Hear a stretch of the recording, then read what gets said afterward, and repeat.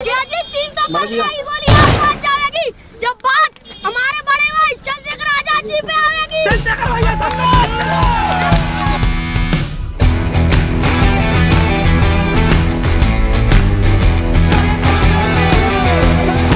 गाँव जैसे जैसे शाम ढलती जाएगी वैसे वैसे भीड़ बढ़ती जाएगी, क्योंकि मेरा मजदूर, मेरा परिवार का व्यक्ति, किसान का मेरा सड़कों पे आ जाएगा, घर आ जाएगा।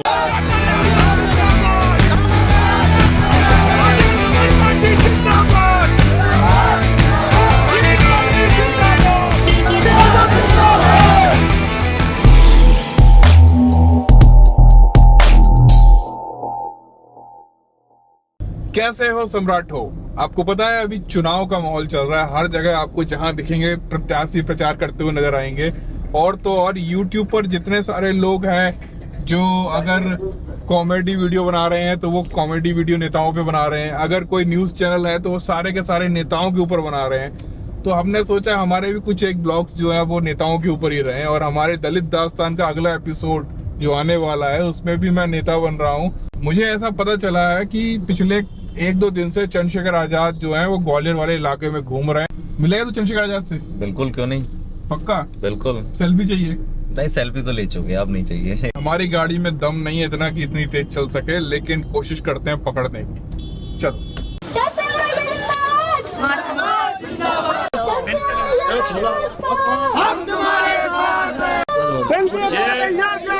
मेरे समझ में तो आया नहीं है ये ऐसे तोलते क्यों? कभी केलों से, कभी खून से, कभी फलों से, ये क्यों तोलते हैं? यार भैया के लिए तोलते थे पहले सिक्कों से, ऐसा पेपरों में देखा मैंने। नहीं तो इससे होगा क्या तोलने से? ये तो यही बता सकते हैं। अब ये केले उनको दे दो जिनको जरूरत है, जिनसे उनका पेट भर जाए। चलो ध्यान से, चलो भाई आराम से। हाँ बांट दो। लाओ मैं भी एक केला खा लूं इनमें से। है क्या खा लें? पैंतन इधर आओ, इधर आओ। 315 की गोली आर पार जाएगी। 315 की गोली आर पार जाएगी जब बात हमारे बड़े भाई चंद्रशेखर आजाद जी पे आएगी।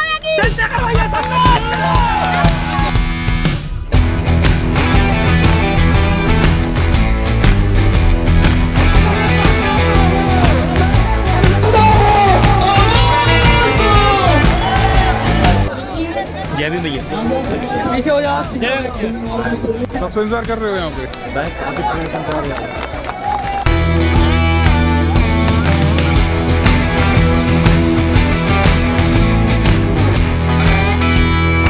एक बार मेरे साथ बताओ, आपका निशान क्या है? बताओ, जोर से बताओ।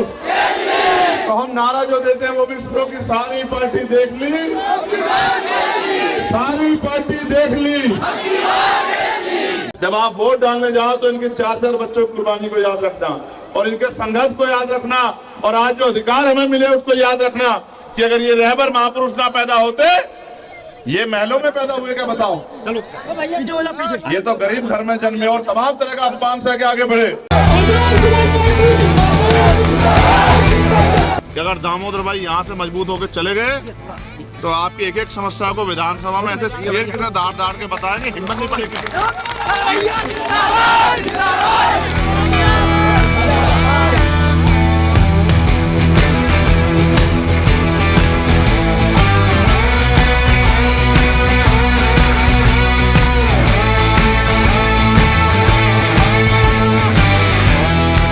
रोड शो की तरह एक खुली जीप में घूम रहे हैं।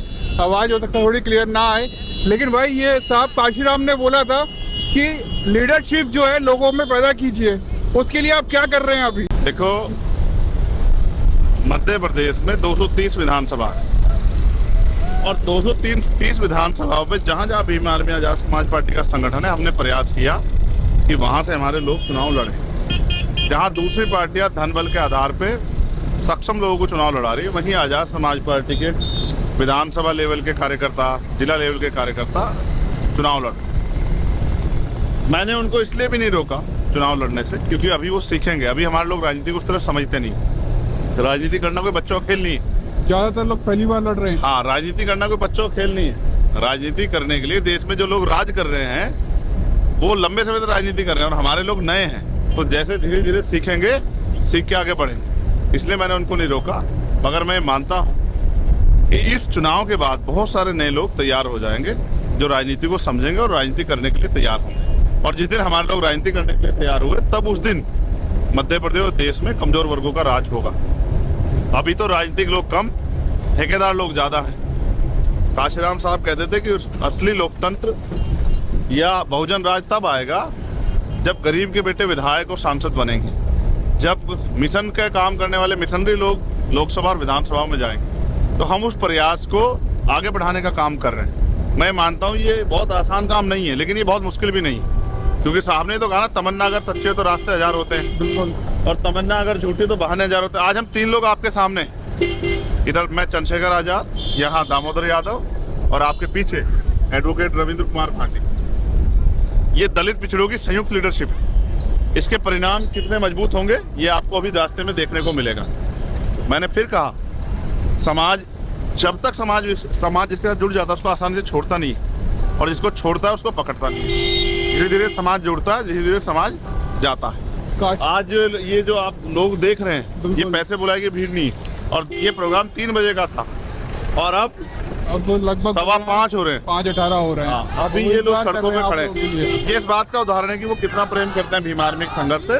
और मैं लिख के देता हूँ कि दामोदर यादव को धन बल से भी रोक नहीं पाएगी यहाँ की विधानसभा के जो लोग हैं।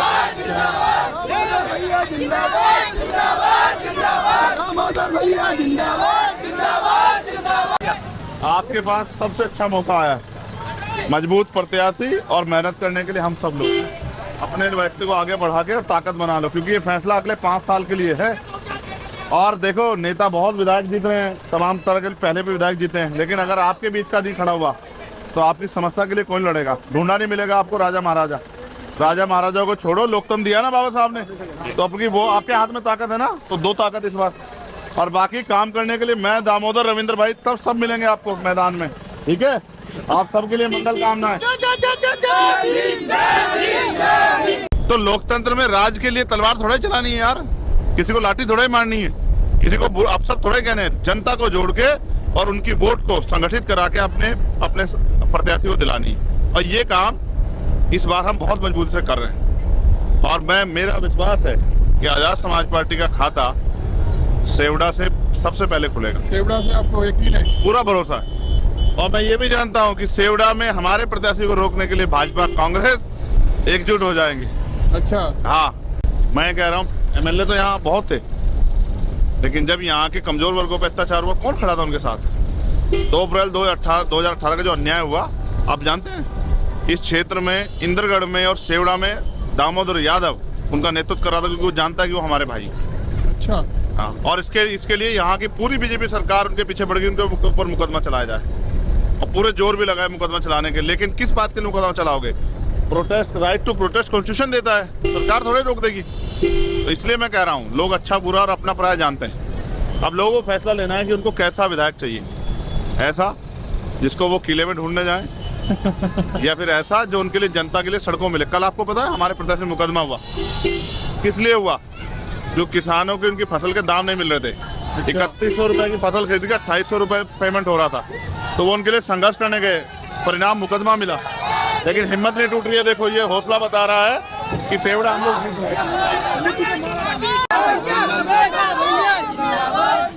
आओ भाई, आओ दोनों भाई, आ जाओ। बाबा साहब बड़ा भाई चंद्रशेखर भैया, बड़ा भाई चंद्रशेखर भैया। समय कम है, सभा में जाना है। अगर वास्तविकता में जिंदाबाद करना चाहते हो तो 17 तारीख को तुम्हारी ईवीएम का बटन केतली पे धस जाना चाहिए यहाँ से। बिल्कुल भैया,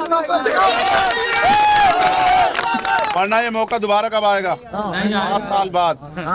5 साल में बहुत कुछ बदल जाएगा, समझ रहे हो? देखा एक बार, कभी बार केतली। ठीक है, तो आगे बढ़ो, मेहनत करो, हिम्मत करो। भाई अभी मतलब आपको गोली लगी थी और आप ऐसे खुलेआम रोड शो कर रहे हो, डर नहीं लगता आपको? वो भी इतने ज्यादा, बिल्कुल ये तो ओपन जीप है। बुद्ध ने कहा, मृत्यु अटल सत्य है, मृत्यु आनी, जो पैदा हुआ उसको जाना। डर के अगर जीऊंगा तो शायद उनके लिए, उनमें वो हौसला नहीं पैदा कर पाऊंगा जिनके लिए लड़ रहा हूँ। अगर मैं डर के छिप गया तो शायद वो फिर दोबारा कोई हिम्मत ना कर पाए। तो मेरी माँ ने और मेरे परिवार ने मुझे डरना नहीं सिखाया, और मेरे लोगों ने मुझे कहा कि आप आगे बढ़ो। एक चंद्रशेखर आजाद जाएगा, लाखों तैयार होंगे। अगर ऐसे पहले डरे होते तो क्या आजादी मिलती क्या? नहीं, बिल्कुल नहीं। तो डरने का मतलब ही नहीं है ना तो जिंदगी इन्होंने दी, ये ले सकते हैं वो कुदरत के भरोसे। कुछ चीजें प्रकृति के ऊपर छोड़ी है मैंने, कुदरत के। ना मैं कोई गलत काम करता हूँ जो मेरे साथ कोई अन्याय है। हाँ, प्रयास जरूर दुश्मन कर रहे हैं। अगले 10 साल बाद आप देखना, राष्ट्रीय स्तर का हर समाज का नेता आपको आजाद समाज पार्टी के मंच पे दिखाई देगा, और वो नेता होगा जो अपने समाज के हितों के लिए लड़ेगा। हर ये गांव जैसे जैसे शाम ढलती जाएगी वैसे वैसे भीड़ बढ़ती जाएगी, क्योंकि मेरा मजदूर, मेरा परिवार का व्यक्ति, किसान का मेरा सड़कों पे आ जाएगा, घर आ जाएगा वो। बिल्कुल।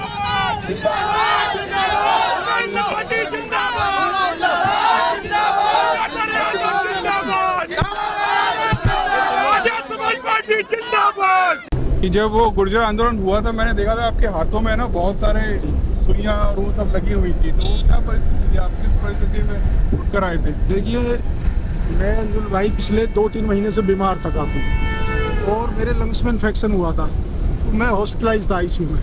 अच्छा। लेकिन क्योंकि 12 अक्टूबर का आंदोलन था, और ग्वालियर के अंदर जो पुलिस ने और सरकार में बैठे कुछ नेताओं ने जो एक समाज को तोड़ने का, मनोबल तोड़ने का, उनको हतोत्साहित करने का, एक दमन करने का जो प्रयास किया था, उससे मन व्यथित था।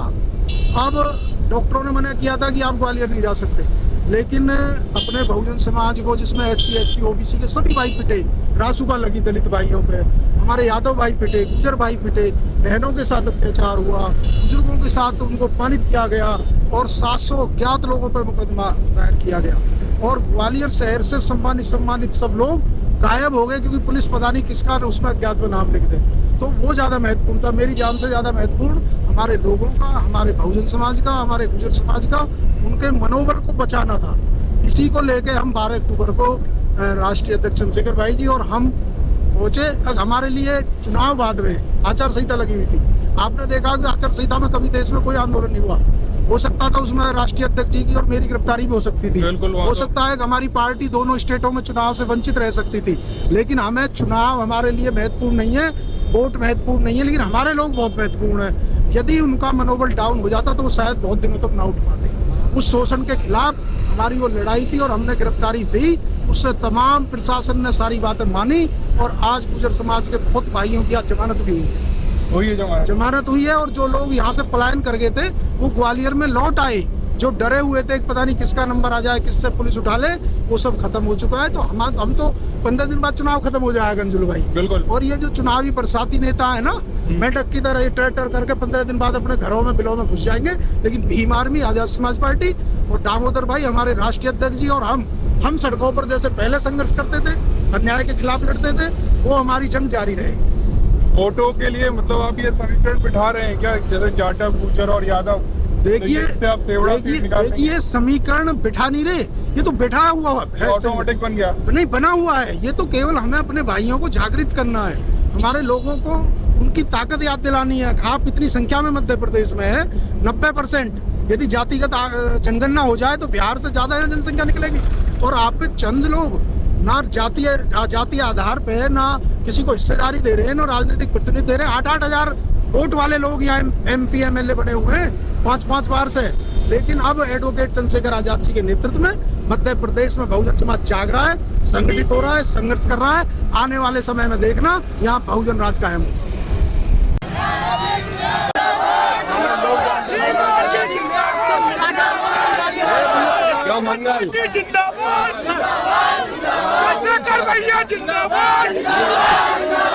अच्छा हाँ, चंद्रशेखर भाई आए हो, मैंने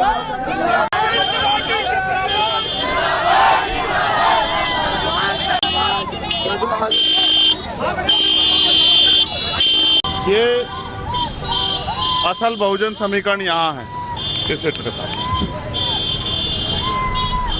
यादव प्रत्याशी हैं और दलित और गुर्जर समाज अपने कंधों पे बिठा के इनको विधानसभा भेजेगा। आप देख लीजिए, अगर जातिगत जनगणना जैसे भाटी जी कह रहे थे, मैं उस बात को आगे बढ़ाते हुए कह रहा हूँ कि यहाँ 92% होंगे दलित, पिछड़े, आदिवासी और अल्पसंख्यक समाज के लोग। और अगर ये जातिगत जनगणना यहाँ हो जाए तो उनको पता लग जाएगा कि उन पर मुट्ठी भर लोग राज कर रहे हैं। जिस चाबी को से वो अपने आप ताले खोल सकते हैं, उस चाबी के वो चाबी भी उनके पास नहीं है और दूसरों के दरवाजों गेटों के बाहर खड़े हुए हैं। ये जो गेट हमारी बैरिकेडिंग लगा के हमारे अधिकारों से हमें रोका गया है, इसको हमारे लोग इस बार तोड़ देंगे। देखने एक नया सवेरा, एक नई रोशनी जो है मध्य प्रदेश में पैदा होगी और उसके परिणाम ये होंगे कि भविष्य में आजाद समाज पार्टी हम विकल्प बनेगी। 2-4-10 सीटें जीतने वाली पार्टी नहीं, विकल्प बनेगी। ठीक है, बस वो विश्वास, जो विश्वास अक्सर कई बार टूटा गया, बहुजन के नाम पे जो टूटा, जो आंदोलन एक जाति तक सीमित कर दिया गया जानबूझ के, माननीय काशीराम साहब का सपना ना पूरा हो, महापुरुषों के सपने ना पूरा हो, उसको उसके साथ वो छल नहीं होना चाहिए। ईमानदारी से वो काम हो तो मैं लिख के देता हूँ कि मध्य प्रदेश में एक बहुत बड़ी शक्ति बन सकती है। बहुजन यानी कि जिसकी इतनी संख्या वाली उसकी उतनी हिस्सेदारी। तो जब हम अपने भाइयों को कुर्सी भी देंगे, पद भी देंगे, MP MLA बनाएंगे, तो वो हिस्सेदारी मजबूत होगी। भविष्य मध्य प्रदेश में बहुजन राजनीति का भविष्य बहुत उज्जवल है।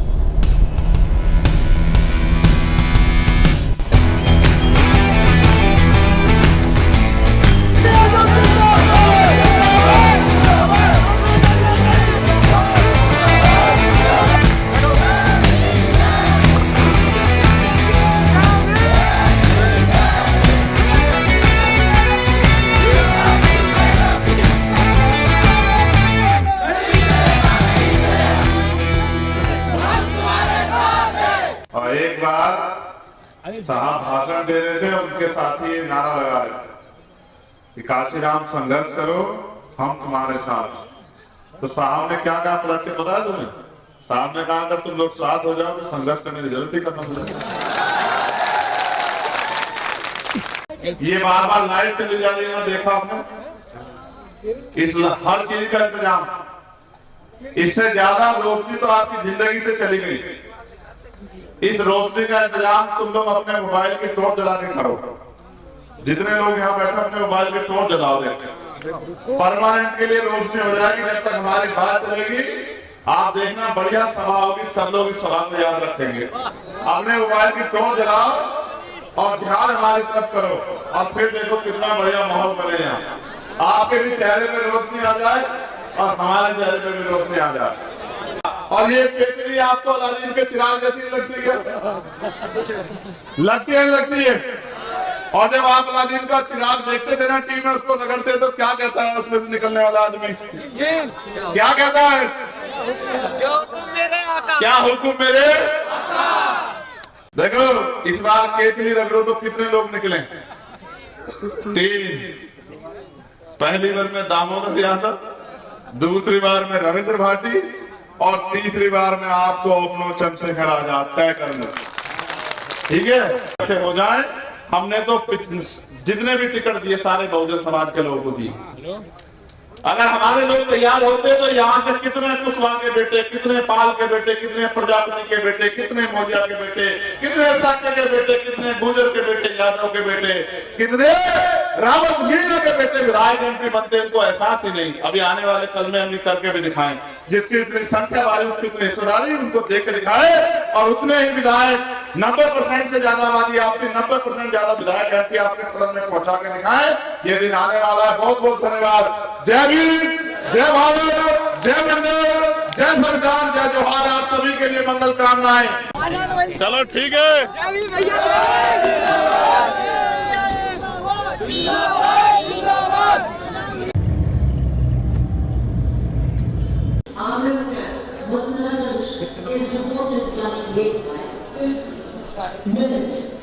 मैं समझता हूँ अंजुल हो, मैं हूँ, मेरे साथ भाटी जी हैं और भी हमारे सीनियर लोग यहाँ हैं। अभी हम इंतज़ार कर रहे हैं हमारी ट्रेन।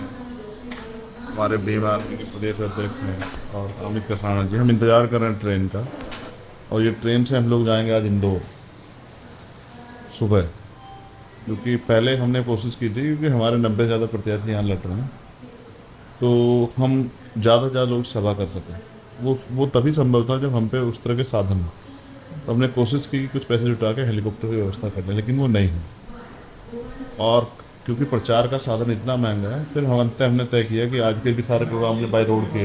हाँ, आपसे मैं यही पूछने वाला था, जो आपके सामने हैं, जिससे आपको लड़ना है, बीजेपी है। कांग्रेस, जिनसे आपको मुकाबला है, वो अच्छे खासे पैसे वाले हैं और वो लोग जो हैं वो ज़्यादा सक्षम है और बहुत स्पीड से सभाएं कर रहे हैं, और आप अभी जो दूसरी सभा लेने जा रहे हो वो ट्रेन से जा रहे हो, तो आप कैसे जीत पाओगे उनसे?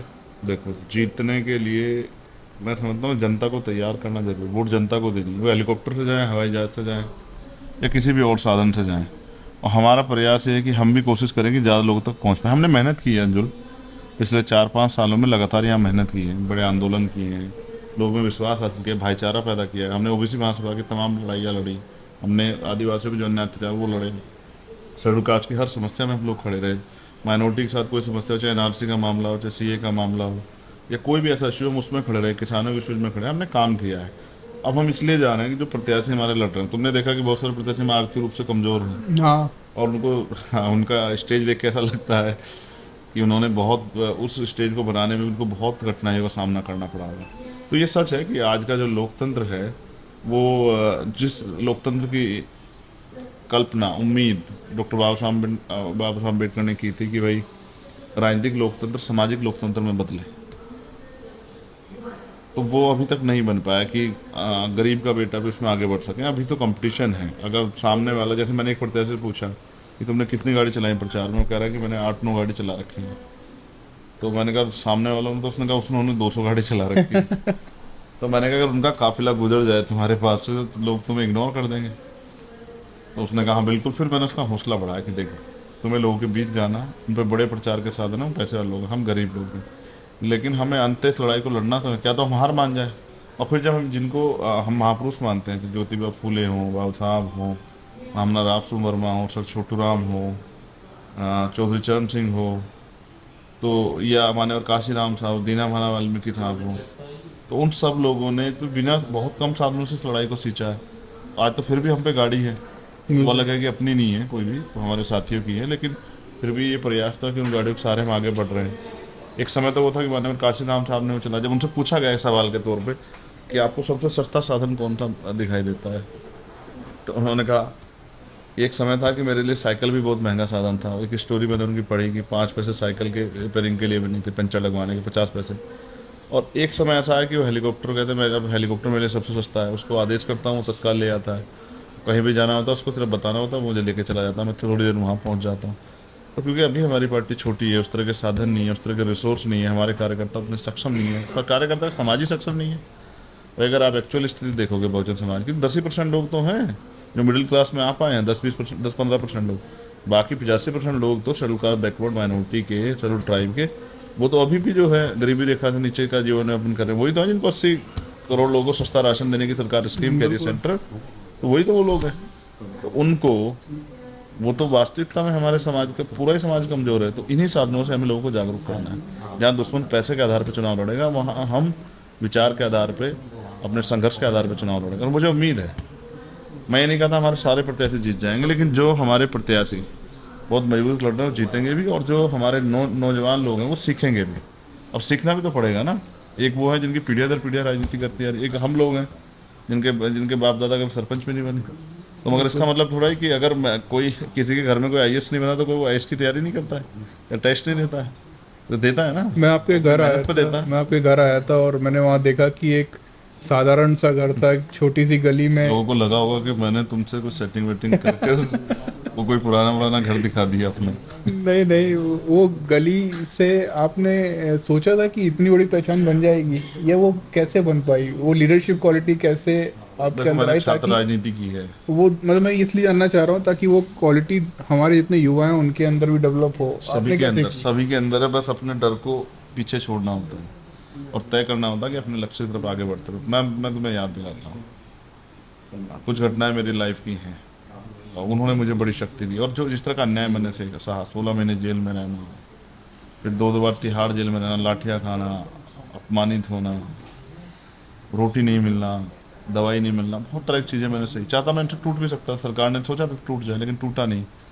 तो जैसे लीडरशिप की बात की, मैंने छात्र राजनीति की बहुत कुछ सीखा। उससे पहले मैं जो हमारे यहाँ पे जो धार्मिक आयोजन होते थे, सदगुरु रविदास जी महाराज के, बुद्ध के, उन सब आयोजनों में मैं हिस्सा लेता था। सामाजिक रुचि मेरी पहले से थी, और उसके अलावा जो है हमेशा मैं, जैसे मैंने क्रिकेट खेला, मैं अपनी टीम को, मैंने फर्स्ट डाउन आता था, ओपनिंग भी, बाद में तो ओपनिंग भी मैंने की। तो ये स्पोर्ट भी एक बहुत बड़ा माध्यम है आपको आपके अंदर विल पावर पैदा करने का। अब देखो कल का जो मैच है, मैंने अपनी सभा में कहा, बिल्कुल बिल्कुल। इसलिए कहा कि देखो उस मैच से पहले मैं अफगानिस्तान को चाहता था वो जीते, क्योंकि वो कमजोर टीम है और वो नए लोग हैं, मेहनत कर रहे हैं। ऑस्ट्रेलिया का बड़ा नाम है, 3-3 4-4 वर्ल्ड कप जीते हैं, और वो उनके पास उतने रिसोर्स भी नहीं है, उतने अच्छे खिलाड़ी भी नहीं, फिर भी उन्होंने मेहनत करके यहाँ तक पहुँचे। तो मैं चाहता हूँ जीतें। लेकिन फिर मैंने एक समय मैंने महसूस किया, मुझे गुस्सा आया कि उन लोगों ने लापरवाही बरती। उन्होंने अपनी जो जिम्मेदारी थी उनको सही तरह अदा नहीं किया, वो लापरवाह हो गए। उनका अंत है, एक उनकी गलती उनको हार की तरफ लेके गई। और मैंने कमिटमेंट देखा मैक्सवेल का कि वो आखिरी तक उसके पैर जवाब देंगे, सब कुछ। ये होता है कि योद्धा की का स्ट्रगल, हर परिस्थिति में वो चाहता था जीते। और इसी यही बात जो है, ये जो कमिटमेंट है कि बाबा साहब अम्बेडकर माननीय काशीराम साहब का सपना पूरा करना, इतने आरोप, इतना अपमान, इतना झूठ फरेब, सब कुछ सहने के बाद भी, और अब तो 4-4 गोली जो है चलाई गई, गोली लगी भी मुझे, उनके बाद भी मैं डटा हुआ। उसको एक कमिटमेंट है जो मैंने अपने फादर से किया, जो मैंने सोसाइटी से किया, जो मैंने डॉक्टर बाबा साहब अम्बेडकर माननीय काशीराम साहब की मूवमेंट से किया। और जब तक वो कमिटमेंट पूरा नहीं होता तब तक मैं उसमें जी जान से लगा हूँ, उससे मैं पीछे नहीं हटने वाला। मैं मतलब आज पूरे दिन में बहुत सारे लोग ऐसे मीडिया वाले हैं जो चाहते हैं कि एक इंटरव्यू मिल जाए, वायरल हो जाए, लेकिन मैं ये देखना की कोशिश करा आज दिन भर में कि ऐसा क्या है आप में कि इतने सारे लोग आपसे जुड़ जा रहे हैं। तो मैंने बहुत सारी चीज़ें नोटिस भी की, आप लोगों को बोलते हो बैठ जाओ, वो बैठ जाते हैं। बहुत कम लोगों में ये सब चीज़ें देखने को मिलती हैं। वो प्यार करते और हैं, वो भरोसा करते हैं, मैं वही विश्वास करते हैं मेरी। दिन भर मैंने यही नोटिस किया कि ऐसा क्या है आप में। अच्छा, वो देखो, वो मेरे कहे से सारे काम करते हैं, और ये उनकी हिम्मत तो मुझे ताकत देती है। जब मैं कभी कभी उस तरह निराशा की तरफ जाता हूँ तो मेरे साथी मुझे व्हाट्सअप कॉल, मैसेज या उस तरह से परिवार के लोग मुझे सपोर्ट करते हैं, मुझे ताकत देने का काम करते हैं कि भाई वो मैं जो है अपने काम को जिम्मेदारी से करूँ। और मैं फिर कहता हूँ, मुझे सबसे बड़ी हिम्मत देते हैं भीम आर्मी आज़ाद समाज पार्टी के वर्कर, और हमारे लोग साथ जो अन्याय है उनकी आज जो उनके हालात हैं, वो मुझे बहुत हिम्मत देती है कि भाई मेरे जैसे हर एक व्यक्ति की जिम्मेदारी है कि वो इन हालातों से निकले। उसके लिए हमारे जैसे लोगों को मेहनत करनी चाहिए। तो I am doing my duty. बहुत शानदार। We all are doing our duty, society के प्रति और अपने स्टेट और कंट्री के प्रति जो हमारी ड्यूटी है, कॉन्स्टिट्यूशन के प्रति जो हमारी ड्यूटी है, उसको हम लोग कर रहे हैं। और ये जब अच्छा काम है, बहुत मज़ा आता है। तुम्हारा जो एक आज का सवाल था कि गोली खाई तो डर नहीं लग रहा है तो खुलेआम जीप में घूम रहे हो आप कि यहाँ क्या है? कोई दूर से भी, यहाँ तो फिर भी ये है ना रूम है ये, और वहाँ से तो कोई भी दूर से गोली मार दे। अब देखो कितना लंबा ट्रेन का सफर है, 550 किलोमीटर का लगभग ट्रेन का सफर है, और सोना भी है इससे। तो कुछ चीज़ें तो आपको अपने मन से निकालनी पड़ेगी। और मैं भय और ये सब चीज़ें बचपन से मेरे उसमें नहीं थी, इस माहौल में पैदा ही नहीं हुआ, इस माहौल में मैं जिया ही नहीं, जन्मा ही नहीं, अपने क्षेत्र में रहा। तो अब उनका मतलब ही नहीं बनता, मौत तो एक दिन आनी है। लेकिन मैं फिर कह रहा हूँ, अब लोग रुकने वाले नहीं हैं, अब बहुत हो गया। मैं जब नौजवानों को देखता हूँ, उनकी हिम्मत को, उनकी संघर्ष को, मोटरसाइकिल पर डटते हैं, जोर लगा के मोटरसाइकिल चला के आते हैं, नारा लगाते हैं, और कितनी धूल मिट्टी, तुम्हें पता मुझे आके नहाना पड़ा। अच्छा। मेरे पूरे बाल और पूरा चेहरा सब सन गया, और उन्होंने वो कपड़ों पे सब नीला रंग डल गया, तो मुझे नहाना पड़ा। लेकिन मैं फिर कह रहा हूँ, मैं उनकी हिम्मत को देखता हूँ, उनके हौसले को, उनकी उम्मीद को देखता हूँ, उनकी इच्छा शक्ति को, कमिटमेंट को देखता हूँ कि उनको वो तेल के पैसे क्या कहाँ से लाते हैं। ये बात भी है, उनको कोई देता थोड़ा ही है। वो इतनी हिम्मत जब जुटा रहे हैं तो फिर मेरे जैसे आदमी पीछे कैसे हट जाए। अब जब तक उनके चेहरों पे हंसी नहीं आती। तो अभी आपको क्या सोचते हैं कि चुनाव में क्या रिजल्ट होगा, और क्या इस पे आगे की क्या रणनीति रहेगी आपकी? भाई हम इतना, पहली बार चुनाव लड़ रहे हैं आप? हाँ, पहली बार। और हम, मुझे लगता है इस चुनाव में जो काशीराम साहब कहते थे, यहाँ के चुनाव के विषय में कह रहा हूँ, पहला चुनाव हारने के लिए, दूसरा हराने के लिए, तीसरा जीतने के लिए। अभी हम इस चुनाव में तीनों कंडीशन में, कुछ सीटें ऐसे जिनको हम जीत रहे हैं। ये आपको कंफर्म है? उसमें बीजेपी कांग्रेस को एक होना पड़ेगा हमें हराने के लिए, ठीक है। कुछ सीटें ऐसी हैं जिनमें हम अच्छे वोट ले जाएं, कुछ सीटें जिनमें हमें बहुत कम वोट मिलेंगे। तो मैं समझता हूँ ये प्रत्याशियों के ऊपर भी और वहाँ के संगठन के ऊपर भी, वो जिस तरह की मेहनत करते हैं। मुझे इस बात बड़े दुख के साथ कहना पड़ रहा है कि अभी हमारे लोग जो हैं बहुजन समाज के, वो वोट की वैल्यू को नहीं समझे। जब उनको चुनने का मौका आता है ना, तो अक्सर वो पावर और पैसे में से पैसा चुनते हैं। जिस दिन उन्होंने पावर को, जिस तरह काशीराम साहब ने जो आग पैदा कर दी थी, पैसा नहीं है उनके पास भी, हाँ, उनकी भी दुश्मन मजबूरी इस है। बात को जानता है, दुश्मन इस उनकी बात को मजबूरी जानता है है। और दुश्मन इस बात को लंबे समय से जानता है। जब डॉक्टर बाबा साहब ने वोट का अधिकार दिलाया तो दुश्मन की रणनीति ये थी कि इनके पास वोट है, हमारे पास नोट है, हम इनकी वोट को नोट से खरीद लेंगे। ये चलता भी रहा। अब फिर याद करो कि मान्यवर काशीराम साहब ने नारा क्यों दिया कि वोट की रक्षा बहन बेटी की रक्षा कैसे करनी है, वोट को बेचना नहीं है, वोट को फेंकना नहीं है, वोट को बर्बाद नहीं करना, जिम्मेदार आदमी को सौंपना है। तो वो समझ गए थे कि यार हमारा वोट बिकता है। फिर उन्होंने तैयार किया कि वोट बिकना बंद हो गया, लेकिन फिर ये पुनः अभी स्टार्ट है और इसको रोकने का काम हमारा है। स्वाभिमान, सम्मान और लड़ने की हिम्मत पैदा होगी तो लोग वोट बेचना बंद कर देंगे। और जिस दिन वोट बिकना बंद हुआ और वोट पावर के लिए देना शुरू हुआ, उस दिन देख लो, उस दिन होगा परिवर्तन। ऐसा परिवर्तन जो कमजोरों को इस देश में अपने पैरों पर खड़ा कर देगा। मध्य प्रदेश बहुत उपजाऊ भूमि है अंदर। मुझे भी ऐसा लगता है, क्योंकि यहाँ पर जो 12 तारीख को जो देखा हमने, 2 अप्रैल को जो हमने देखा, उससे बहुत ऊर्जा भी मिली और लगा भी कि यहाँ बहुत ताकत है। आज काफी अच्छा लगा भाई। तो फिर हम नेक्स्ट टाइम फिर जब आप आएंगे तो हम फिर से डन डन। साथ में रहेंगे, मैं देखने। आ रहा हूँ वापस 14-15 तारीख को मेरे 14-15 तारीख को आ रहे हैं। चलो ठीक है, ठीक है भाई आटे जी, ऑल द बेस्ट। जय भीम। अरे 2 मिनट रुको भाई। बाबा साहब के प्यारे प्यारे बच्चों, अंदर आओ, आपको बाबा साहब का खजाना दिखाते हैं।